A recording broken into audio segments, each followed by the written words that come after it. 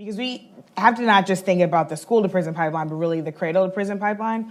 And in my view, I kind of see 4 steps, right? So there are a lot of children who are essentially born into this culture, right? Now, there are children who are literally born into this. There are 12,000 pregnant women imprisoned every single year in this country.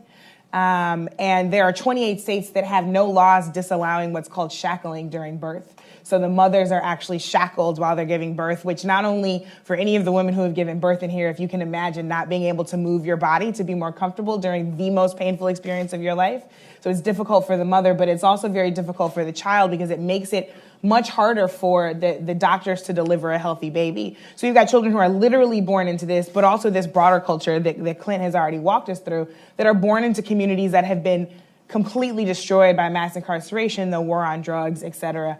And so you're born into this idea that you start to internalize that the people who look like you, the people in your zip code, the people in your neighborhood are somehow inherently more criminal than the folks you might see on TV, the folks across town, et cetera, right? So first you're born into this culture.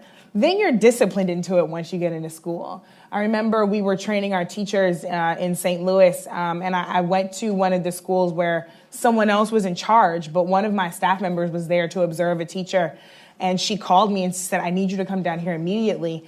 And I came down to find a 7-year-old handcuffed to a chair. I don't know what a 7-year-old could possibly have done that bad that he could be handcuffed to a chair. And the story that I was told certainly did not meet the bar for that kind of restriction. But we have to recognize that the culture of education in this country is one of compliance and not of empowerment, right? So if it's all about controlling your body and controlling the way that you move, controlling how much you move, then yeah, it would actually unfortunately make sense that a 7-year-old is handcuffed to a chair if people feel like they can't control him, right? Instead of having a conversation, instead of asking what's wrong, that's the solution. I talked to a friend of mine yesterday whose sister pulled her son out of a school 3 days into the school year because she said the kids wear orange uniforms, and her son kept coming home saying, I can't sit the way that they want me to sit for 45 minutes, mommy. And so again, this idea that compliance and restriction is better than empowerment is what we as adults come into the education space thinking is right, and yet it is deeply problematic for children. So imagine coming from a culture that says somehow the way that people like me behave is criminal, and then I come into an institution that tells me the same thing, that gives me the same message. I'm continuously internalizing this idea. Then we are, the governor talked about a criminal justice revolution. Well, our young people are discouraged from revolution from the very beginning. So here's what's really interesting, and Amanda Ripley has done some really important reporting on this. There are 22 states that have laws against what's called disturbance in schools, right? So this is what I mean when I talk about criminalizing everyday childhood behaviors. As you said, all of us were teachers. We've all been disturbed. we were all disturbances at some point when we were students. But because I was at a multiple intelligences private school, my disturbance were seen as creative or something to talk to my mother about during parent-teacher conferences. It wasn't seen as criminal, right?